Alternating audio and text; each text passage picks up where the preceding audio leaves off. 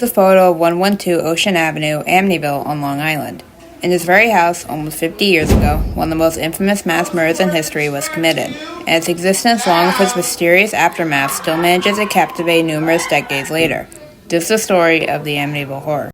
He opened the door and he was screaming, "Come on, help me, somebody shot my mother and father." And everyone ran out of the bar and that was it. They all took off. No, I had to stay, I was tending bar. They all jumped in his car and took off. DeFeo family, as seen here, lived in the infamous Amityville Horror House. They consisted of parents Ronald Sir and Louise DeFeo, and their children Don, Mark, Allison, John, and Ronald Jr., who went by Butch. Despite their large house and lavish lifestyle, the DeFeos lived beyond their means, and the father, Ronald Sir, was physically abusive towards his family, especially his oldest son Butch, whom he often got into violent quarrels with. In the early hours on November 13th, 1974, Butch DeFeo fatally shot the entire family using a .35 caliber rifle while they were sleeping. After the killings, DeFeo took a shower, got dressed, disposed of the murder weapon, and went to work at his father's auto dealership. At 6:30 p.m., DeFeo ran into Henry's bar in Amityville, shouting that his parents had been killed and that he needed help. He and a group of patrons left for his house and found the DeFeo family lying face down on their beds, shot dead. DeFeo was arrested as the scene as the prime suspect, and while originally he claimed that his family had been killed by a hitman named Louis Fellini, the next day he confessed to the killings. This trial began in October 1975, and DeFeo's lawyer attempted to build a case around how DeFeo was insane and had killed his family due to voices in his head telling him to do so. Controversies around the murder themselves were also present. A few examples would be how the family showed no signs of struggle in their sleep, how local neighbors didn't hear any gunshots despite DeFeo not using a gun silencer, and the fact that a motive was never determined. Nevertheless, DeFeo was found guilty on 6 accounts of second-degree murder in November and was sentenced to 25 years to life in prison. December 1975, the Lutz family, which consisted of parents George and Kathy and children Daniel, Missy, and Christopher, moved into the house. 28 days later, however, they moved out, claiming that the house was haunted by a DeFeo family, with claims such as green slime oozing from the walls, windows shattering, and family members levitating in bed.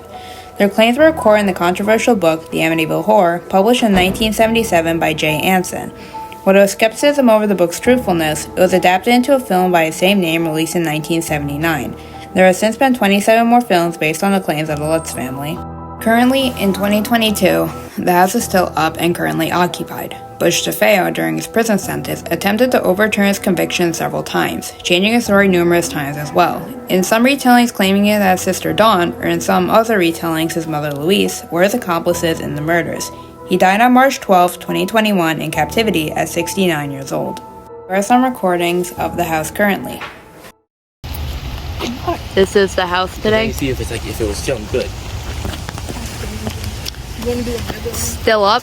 It's still up. People own it. They're not letting us. They're not answering questions, nor are they letting us go in the backyard.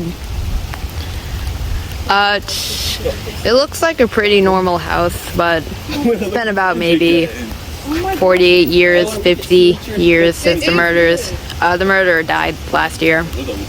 So, it's not much to say, it's just like it's a pretty normal house nowadays. Yeah. Alright, we here right now at the horror house. Come look right now, look. Right here at the front, it says, "Beware, go back." You look at the front, look. There's a balcony, but no door. Like, what's good with that? They're like, kind of stupid for that, but yeah, that's what it is. You can't go inside, so damn.